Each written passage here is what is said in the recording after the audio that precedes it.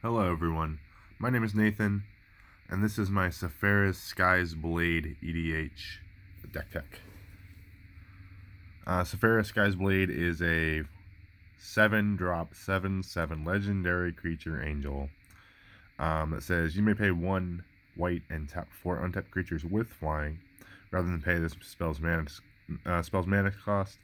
Flying lifelink, other creatures you control with flying have indestructible. Let's not forget that. What attracted me to this commander was the fact that you can tap 4 in the white to just play it from your command zone. So that means you don't have to pay the commander tax if she does die, which is cool. We have Mentor the Meek. He does not fly, but he provides card draw. We have a Gold Mir. Or Mir, I guess, provides Mana Rock. It's Mana Accelerant. And now we start flyers. So we have Skyscanner, draws your card, and flies. Cartographer Hawk, who is a bad version of Mana Ramp. Celestial Crusader is a 4-drop flash split-second flyer who gives your other white creatures, which there are a ton of, +1/+1. Amiria Shepherd, who has landfall for planes, since you're playing nothing but planes, except for I think 2 or 3 land. There's 28 land in the deck total, which is super duper low. I don't recommend it. I don't recommend it. It's pretty hard to mulligan right and do all that fun stuff. But they're just like little dinky flyers. And the whole point and purpose of it is to try to get Sephara out. And then from there, you just go ahead and you beat face with her and just start playing your board wipes. Because all your flyers are indestructible, and then you give her indestructible with somebody else or something else. And you just go from there. I think this card's pretty cool. You don't really see a lot of protection from the same color as it is cards anymore. This thing just hoses snowlands, and it flips over to the other side. It becomes this. And you can cast it for either or. But on this side it flies. It has vigilance. Moros Charger. It's another poor man's mana ramp. Since we're in white, you don't have a lot of it, and I don't want to buy an Esper Sentinel. It's very expensive. More mana ramp. More mana ramp. Pick these up, people. If you haven't yet, they're super cheap. They're super cheap in foil. They can go in any deck. Execution. It's another flyer. It makes flyers. Sephara plus, I guess, Angel makes her indestructible, so I can just wipe the board and everybody else stays alive. Wingman Rot brings a friend as long as you've attacked beforehand and gives you life gain for each attacking creature. Bygone Bishops, in a similar manner, lets you investigate, which gives you a clue token, so you can sack it to draw cards. The clue token. This guy has Flying Vigilance, so it's just another flyer that can do stuff. Another Flying Vigilance, but it also doubles as a removal.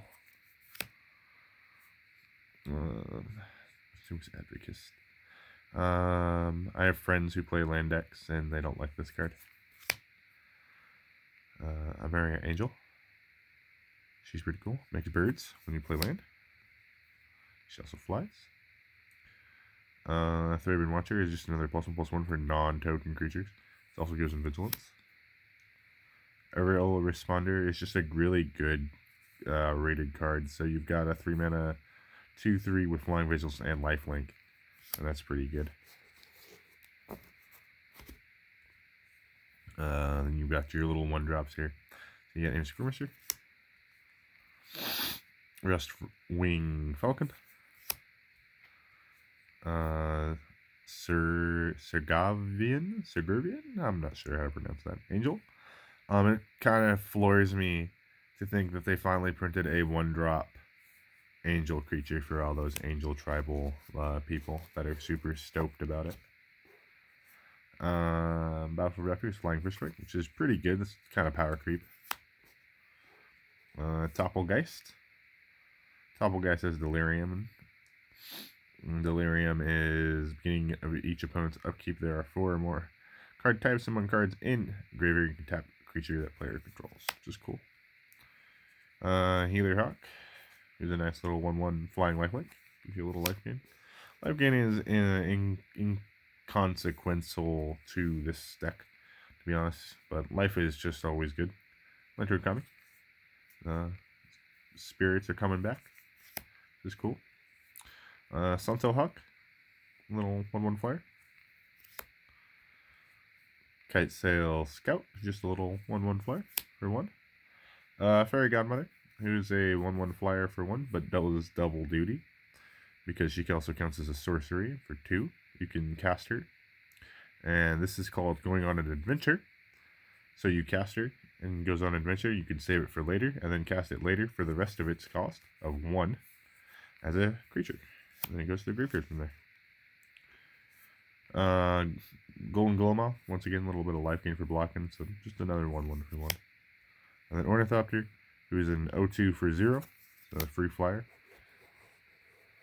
We move on to Planeswalkers. The Wanderer. Pick these things up. These are good. Fatal non-combat damage that would be dealt to you and other permanents you control. So that stops all the damage-based board wipes. My guys. This guy gives me hexproof and gives me a wall, which is cool. You got Mana Ramp, Marble Diamond. Mana Ramp and Thunder Totem, who doubles as a flyer for 3. Commander Sphere, you just got Mana Ramp.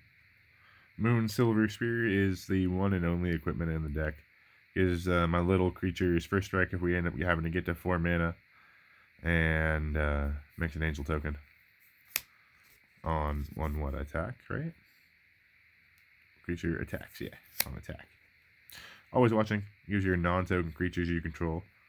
Vigilance, +1/+1. It's the same thing as the other 3 Brain Watcher lady. Aberdeen Grace for 3. Beginning of your end step. You get to choose 1. You get a gain life. Or return target creature card with mana value of 1 from your graveyard to the battlefield. And there's quite a few of those in this deck, as you saw earlier.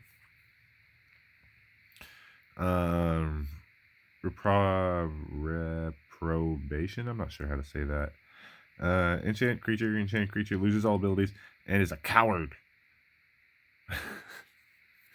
Coward is a creature type that I believe is only really affected on like a couple of creatures. But yeah, Spirit Bonds. Whenever a non-token creature enters the battlefield, I can pay a white. If I do, make a spirit flying, which is cool. Sacrifice a spirit. Non-spirit creature gains indestructible, protects our commander if needed. Dictator of Heliada is a anthem with flash, so you can get it and sneak it into play. Creature tokens you control get +1/+1 vigilance.